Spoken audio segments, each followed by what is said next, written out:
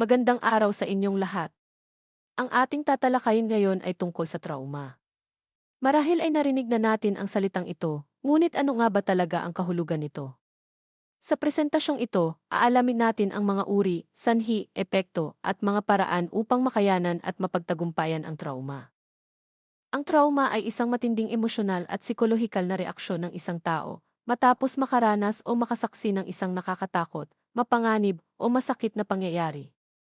Maaari nitong maapektuhan ang ating pag-iisip, damdamin, kilos, at pakikitungo sa ibang tao. Mahalagang tandaan na magkakaiba ang paraan ng pagtugon ng bawat tao sa isang mahirap na karanasan. Ang trauma ay isang malalim na emosyonal o pisikal na sugat na maaaring maranasan matapos ang isang trahedya, aksidente, karahasan, pagkawala, o iba pang mahirap na pangyayari. Ito ay natural na tugon ng ating katawan at isipan kapag nakaranas tayo ng matinding takot, sakit, o kawalan ng kontrol, tulad ng basag na plorera na makikita sa larawan. Maaaring maramdaman ng isang taong nakaranas ng trauma na parang may bahagi sa kanya na nasira. Gayunpaman, mahalagang tandaan na ang isang tao ay maaaring muling makabuo, gumaling, at maging matatag sa pamamagitan ng sapat na panahon, tamang suporta, at propesyonal na tulong. Ang trauma ay maaaring makaapekto sa tatlong mahalagang aspeto ng ating pagkatao, ang isip, katawan, at damdamin. Sa isip, maaaring magkaroon ang isang tao ng paulit-ulit na pag-alala sa nangyari, hirap sa pag-iisip, pagkalito, o problema sa konsentrasyon. Sa katawan, maaari siyang makaranas ng mabilis na tibok ng puso, pananakit ng ulo, madaling pagkapagod, hirap sa pagtulog, o panginginig kahit wala namang kasalukuyang panganib. Sa damdamin, maaaring makaramdam ng matinding takot, lungkot, galit, pagkabalisa, o kawalan ng pag-asa. Gayunpaman, hindi pare-pareho ang epekto ng trauma sa lahat. May mga taong agad na nagpapakita ng reaksyon, samantalang ang iba ay maaaring makaranas nito pagkalipas ng ilang araw, linggo, o buwan. Kaya mahalagang maging maunawain at huwag husgahan ang paraan ng isang tao sa pagharap sa kanyang karanasan. Kapag nakararanas ang isang tao ng trauma, otomatikong umaandar ang stress response ng katawan na tinatawag na fight, flight, or freeze. Ang fight ay ang pagnanais na lumaban o ipagtanggol ang sarili. Ang flight naman ay ang pagnanais na tumakas o umiwas sa panganib. Samantala, ang freeze ay ang pansamantalang hindi pagkilos o kawalan ng kakayahang tumugon dahil sa matinding takot o pagkabigla. Ang mga reaksyong ito ay natural na paraan ng katawan upang protektahan tayo. Gayunman, kahit tapos na ang mapanganib na pangyayari, maaaring patuloy pa ring kumilos ang isip at katawan na parabang may banta. Maaari itong magdulot ng paulit-ulit na masasakit na alaala, matinding pag-aalala, hirap sa pagtulog, at iba pang pangmatagalang epekto, kaya mahalagang maunawaan, maproseso, at matugunan ng maayos ang trauma sa tulong ng ligtas na suporta at, kung kinakailangan, propesyonal na paggabay. May iba't ibang uri ng trauma batay sa pinagmulan at tagal ng karanasan. Una ay ang pisikal na trauma. Ito ay maaaring dulot ng aksidente, sugat, kalamidad, o anumang pangyayaring nakapipinsala sa katawan. Hindi lamang katawan ang maaaring maapektuhan nito, kundi pati ang isip at damdamin. Ikalawa ay ang emosyonal na trauma. Ito ay nagmumula sa mga karanasang nagdudulot ng matinding sakit sa damdamin, tulad ng pang-aabuso, pagtataksil, bullying, o pagkawala ng mahal sa buhay. Maaari itong makaapekto sa tiwala sa sarili, pakikipag-ugnayan, at paraan ng pag-iisip. Ikatlo ay ang kompleks na trauma. Ito ay dulot ng paulit-ulit at pangmatagalang masasakit na karanasan, gaya ng patuloy na pang-aabuso o pagpapabaya. Dahil matagal itong nararanasan, maaari itong magkaroon ng mas malalim na epekto at mga ilangan ng espesyal na suporta. At ikaapat ay ang panlipunang trauma. Ito ay nakaapekto sa isang grupo o komunidad dahil sa karahasan, diskriminasyon, digmaan, kalamidad, o sa pilitang paglikas. Maaari itong magdulot ng sama-samang takot, pagkawala, at pagdurusa na naipapasa rin sa susunod na henerasyon. Mahalagang tandaan na maaaring makaranas ang isang tao ng higit sa isang uri ng trauma. Ano man ang uri nito, nararapat siyang tratuhin ng may pag-unawa, paggalang, at malasakit. Maraming pangyayari ang maaaring magdulot ng trauma sa isang tao. Una, maaaring magmula ito sa malubhang aksidente o natural na kalamidad, tulad ng lindol, bagyo, sunog, o vehicular accident. Ang biglaan at mapanganib na karanasang ito ay maaaring mag-iwan ng matinding takot at pagkabalisa. Ikalawa, maaari itong dulot ng pisikal o emosyonal na pang-aabuso. Ang pananakit, pananakot, pamamahiya, o patuloy na pagmamaltrato ay maaaring makaapekto sa tiwala sa sarili at pakikitungo sa ibang tao. Ikatlo, ang pagkawala ng mahal sa buhay ay maaari ring magdulot ng matinding lungkot at emosyonal na sugat. Lalo na kapag biglaan o hindi inaasahan ang pagkawala, maaari ring magmula ang trauma sa karahasan, digmaan, o banta sa buhay, kung saan nararamdaman ng isang tao na hindi siya ligtas. Bukod dito, ang paulit-ulit na negatibong karanasan sa pagkabata, tulad ng pagpapabaya, bullying, alitan sa tahanan, o kawalan ng sapat na pagmamahal at seguridad, ay maaaring magkaroon ng pangmatagalang epekto sa pag-iisip, damdamin, at pag-ugali. Mahalagang tandaan na hindi lamang ang mismong pangyayari ang nakaapekto sa isang tao. Mahalaga rin kung paano niya ito naranasan at kung mayroon siyang sapat na suporta pagkatapos ng pangyayari. Ang trauma ay maaaring magkaroon ng iba't ibang epekto sa pag-iisip, damdamin, katawan, at pakikitungo ng isang tao sa iba. Una ay ang takot at pagkabalisa. Maaaring patuloy na makaramdam ang isang tao ng panganib kahit ligtas na ang sitwasyon. Maaari rin siyang makaranas ng biglaang pag-aalala, panic attacks, o labis na pag-iingat. Ikalawa ay ang pagkawala ng tiwala. Dahil sa traumatikong karanasan, maaaring mahirapan ang isang tao na magtiwala sa sarili at sa ibang tao.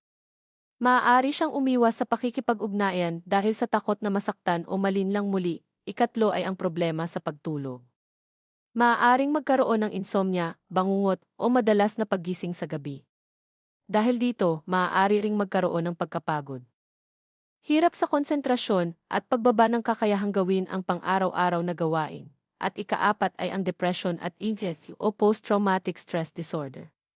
Kapag hindi natutugunan ng maayos ang trauma, maaaring makaranas ang isang tao ng matinding lungkot, kawalan ng gana, paulit-ulit na pagbalik ng masasakit na alaala, at pag-iwas sa mga bagay na nagpapaalala sa pangyayari. Gayunpaman, hindi lahat ng nakaranas ng trauma ay magkakaroon ng istif. Sa pamamagitan ng maagang suporta, ligtas na kapaligiran, at propesyonal na tulong, maaaring unti-unting makabangon at gumaling ang isang tao. May ilang palatandaan na maaaring magpahiwatig na ang isang tao ay nahihirapang makayanan ang isang traumatikong karanasan. Kabilang dito ang flashbacks o biglaang pagbabalik ng masasakit na alaala, bangungot, panic attacks, at matinding pagkabalisa. Maaari ring umiwas ang isang tao sa mga lugar, gawain, o taong nagpapaalala sa nangyari. Mapapansin din ang biglaang pagbabago sa emosyon, tulad ng pagiging iritable, malungkot, tahimik, o madaling magalit. Ang iba naman ay maaaring lumayo sa kanilang pamilya at mga kaibigan. Maaari rin silang mahirapang matulog, mag-focus, mag-aral, o gawin ang kanilang karaniwang gawain. Gayunpaman, ang pagkakaroon ng isa o ilan sa mga palatandaang ito ay hindi agad nangangahulugang may diagnosis na ang isang tao. Ang nararanasan lamang niya ang maaaring sabihin ng mga palatandaan. Ang isang kwalipikadong mental health professional ang maaaring magsagawa ng wastong pagsusuri. Mahalaga ang maagang pagkilala upang agad na maibigay ang pakikinig, pag-unawa, suporta, at propesyonal na tulong na kailangan ng isang tao. May iba't ibang paraan upang matulungan ang isang tao na makayanan ang trauma. Gayunman, mahalagang tandaan na ang paghilom ay isang proseso at maaaring magkaiba ang bilis nito sa bawat tao. Una ay ang suporta mula sa pamilya at mga kaibigan. Malaking tulong ang pagkakaroon ng mga taong handang makinig ng may pag-unawa at walang panghuhusga. Ang pakikipag-usap sa isang mapagkakatiwalaang tao ay maaaring magbigay ng kapanatagan, lakas, at pag-asa. Ikalawa ay ang paggamit ng mindfulness at relaxation techniques, tulad ng mabagal at malalim na paghinga, meditation, grounding exercises, at iba pang gawaing nakapagpapakalma. Makatutulong ang mga ito upang mabawasan ang stress at maibalik ang pakiramdam na ligtas at may kontrol. Ikatlo ay ang therapy o counseling. Sa tulong ng isang kwalipikadong counselor, psychologist, o mental health professional, maaaring ligtas na maipahayag at maproseso ng isang tao ang kanyang karanasan at nararamdaman. Mahalaga rin ang pag-aalaga sa sariling kalusugan. Kabilang dito ang sapat na tulog, regular na ehersisyo, masustansyang pagkain, pagsunod sa maayos na routine, at paggawa ng mga aktibidad na nagbibigay ng kapanatagan. Hindi kailangang harapin ng mag-isa ang trauma. Ang paghingi ng suporta ay hindi tanda ng kahinaan, kundi isang mahalagang hakbang patungo sa paghilom at muling pagbangon. Kapag ang epekto ng trauma ay patuloy, lumalala, o nakahahadlang na sa pang-araw-araw na pamumuhay, mahalagang humingi ng propesyonal na tulong. Maaaring makatulong ang psychotherapy at counseling upang ligtas na maipahayag at maproseso ng isang tao ang kanyang mga karanasan at damdamin. Sa tulong ng kwalipikadong counselor, psychologist, psychiatrist, o iba pang mental health professional, maaari siyang matuto ng mas angkop na paraan ng pagharap at unti-unting makabawi. Maaari ring lumapit sa mga mental health clinic, ospital, community health center, crisis hotline, at iba pang organisasyong nagbibigay ng suporta. Para sa agarang psychosocial support, maaaring tawagan ang ACE Crisis Hotline sa 1553. 1800 1888 o 0917-057-1553. Mayroon ding mga lokal na mapagkukunan tulad ng Barangay Health Center, City o Municipal Health Office, Guidance Office, Social Welfare Office, at pinakamalapit na ospital. Mahalagang tandaan na hindi kailangang hintaing maging malubha ang sitwasyon bago humingi ng tulong. Ang paglapit sa isang mapagkakatiwalaang tao o propesyonal ay isang matapang at mahalagang hakbang tungo sa kaligtasan, paghilom, at muling pagbangon. Upang mas maunawaan natin ang epekto ng trauma at ang posibilidad ng paghilom, basahin natin ang halimbawa ni Ana. Si Ana ay nakaranas ng malalim na trauma matapos ang isang malubhang aksidente. Sa loob ng ilang buwan, nahirapan siyang matulog, nakaranas ng mga flashback, at umiwas sa pakikisalamuha sa ibang tao. Ipinapakita nito na ang trauma ay maaaring patuloy na makaapekto sa isip, damdamin, at pang-araw-araw na gawain kahit tapos na ang mismong pangyayari. Sa tulong ng isang therapist at ng kanyang pamilya, unti-unting natutunan ni Ana na harapin ang kanyang mga takot. Hindi naging biglaan ang kanyang paggaling, ngunit sa bawat maliit na hakbang ay unti-unti niyang naibalik ang tiwala. Kapanatagan at pag-asa, ang kwento ni Ana ay sumisimbolo na ang trauma ay maaaring malampasan. Sa tamang suporta, propesyonal na tulong, at pasensya sa sarili, posible ang paghilom. Mahalaga ring tandaan na hindi pare-pareho ang proseso ng paggaling ng bawat tao. Walang takdang panahon ang pagbangon at bawat hakbang tungo sa kagalingan ay mahalaga. Bawat tao ay may kani-kanyang paraan ng pagtugon sa trauma. Walang iisang tamang reaksyon dahil iba-iba ang karanasan, kakayahang makayanan, at suportang natatanggap ng bawat isa. Kabilang sa mga karaniwang reaksyon ang pagiging tahimik, pagiging iritable o madaling mainis, pag-iyak o pagkalungkot, pakiramdam na numb o parang walang nararamdaman, pag-iwas sa mga tao, at hirap sa pagtulog o pag-concentrate. Ang mga reaksyong ito ay maaaring maging normal na tugon ng isip at katawan matapos ang isang napakahirap o nakatatakot na pangyayari. Mahalagang tandaan na ang paggaling ay hindi tuwid o mabilis. Maaaring may mga araw na maayos ang pakiramdam at may mga araw na mas mahirap. Hindi ito nangangahulugang walang progreso.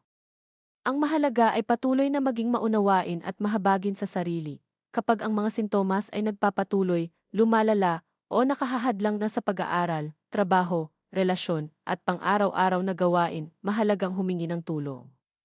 Hindi kailangang harapin ang lahat ng mag-isa. May mga taong handang makinig, umunawa at sumuporta. Kapag may kaibigan tayong nakaranas ng trauma, hindi natin kailangang magkaroon agad ng lahat ng sagot. Minsan, ang pinakamahalagang maibibigay natin ay presensya, pakikinig at pag-unawa. Una, makinig ng hindi humuhusga. Bigyan siya ng sapat na oras at espasyo upang maipahayag ang kanyang nararamdaman. Iwasang sabihin na kalimutan mo na o mag-move on ka na dahil maaaring lalo lamang nitong paliitin ang kanyang nararanasan. Ikalawa, huwag siyang piliting magkwento. Hayaan siyang magbahagi lamang kapag handa na siya. Mahalaga ring igalang ang kanyang mga limitasyon at desisyon. Ikatlo, iparamdam na hindi siya nag-iisa. Maaari nating sabihin, nandito lang ako, makikinig ako kapag handa ka. O sasamahan kita kung kailangan mo ng tulong. Maaari rin natin siyang hikayating lumapit sa isang mapagkakatiwalaang nakatatanda, guidance counselor, psychologist, o iba pang propesyonal. Hindi natin kailangang akuin ng mag-isa ang lahat ng problema ng ating kaibigan. Higit sa lahat, kapag may agarang panganib sa kanyang kaligtasan, huwag itong itago bilang sikreto. Humingi agad ng tulong sa isang responsableng nakatatanda o propesyonal. Ang tunay na malasakit ay hindi lamang pakikinig, kabilang din dito ang pagtulong upang manatili siyang ligtas. May mga reaksyon sa trauma na maaaring pansamantala lamang. Ngunit kapag ang mga nararanasan ay patuloy, lumalala, o nakaapekto na sa pang-araw-araw na buhay, mahalagang humingi ng tulong. Kabilang sa mga senyales ang paulit-ulit at matinding panik, tulad ng sobrang takot, kaba, o panic attacks na mahirap makontrol. Dapat ding bigyang pansin ang matinding lungkot, kawalan ng pag-asa, o pagkawala ng interes sa mga bagay na dating kinagigiliwan. Kapag may pag-iisip na saktan ang sarili o wakasan ang buhay, kailangan itong seryosohin. Huwag manatiling mag-isa at agad na lumapit sa isang mapagkakatiwalaang nakatatanda, guidance counselor, mental health professional, o serbisyong pang-emergency. Isa ring babala ang sobrang pag-iwas at paglayo sa pamilya, kaibigan, at mga karaniwang gawain. Maaari ring makita ang biglaang pagbabago sa ugali, pagganap sa paaralan, marka, o kakayahang gampanan ang mga responsibilidad, kung ang mga sintomas ay nakaapekto na sa pag-aaral, trabaho, relasyon, pagtulog, pagkain, at iba pang pang-araw-araw na gawain. Panahon ng humingi ng propesyonal na suporta. Tandaan natin, ang paghingi ng tulong ay hindi tanda ng kahinaan. Ito ay isang matapang at mahalagang hakbang patungo sa kaligtasan, paggaling at muling pagbangon. Ang pagharap sa trauma ay hindi lamang tungkol sa paglimot sa nangyari. Ito ay tungkol sa unti-unting pagbabalik ng pakiramdam na ligtas, matatag, at may kontrol sa sarili. Makatutulong dito ang mga simpleng coping skills at gawaing pangangalaga sa sarili. Una, panatilihin ang regular na oras ng pagtulog. Ang sapat na pahinga ay nakatutulong upang makabawi ang isip at katawan. Ikalawa, kumain ng balansing pagkain at uminom ng sapat na tubig. Ang maayos na nutrisyon ay mahalaga sa pisikal at emosyonal na kalusugan. Makatutulong din ang magaan na ehersisyo, tulad ng paglalakad o stretching, upang mabawasan ang tensyon at mapabuti ang pakiramdam. Ang pagsusulat sa journal ay isang ligtas na paraan upang mailabas at maproseso ang mga iniisip at nararamdaman.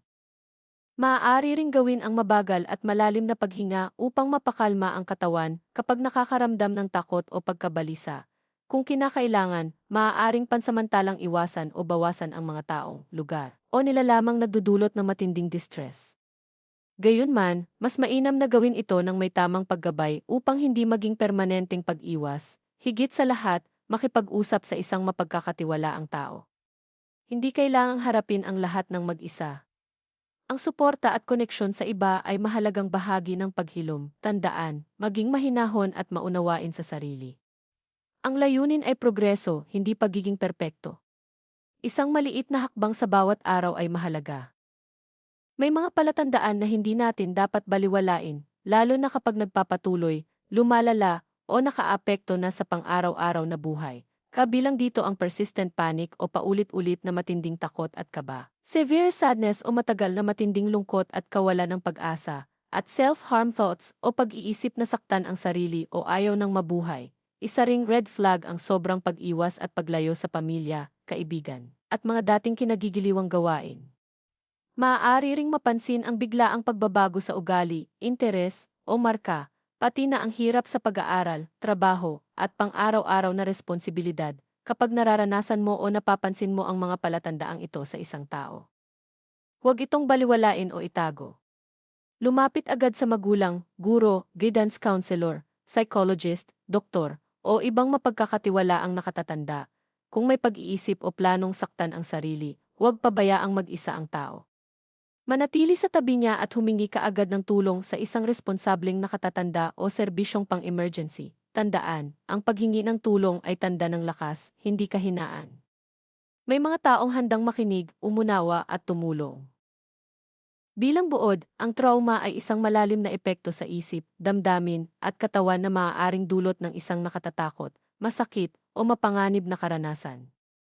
Hindi pare-pareho ang pagtugon ng bawat tao, kaya mahalagang iwasan ang paghahambing at panghusga. May iba't ibang uri at sanhi ng trauma, tulad ng aksidente, kalamidad, pagkawala ng mahal sa buhay, karahasan, pang-aabuso, at paulit-ulit na negatibong karanasan. Maaari itong magdulot ng takot, pagkabalisa, problema sa pagtulog, pag-iwas sa ibang tao, hirap sa pag-aaral o trabaho, at iba pang pagbabago sa pag-ugali. Mahalaga ang maagang pagkilala sa mga palatandaan ng trauma. Makatutulong ang pakikinig, suporta mula sa pamilya at kaibigan.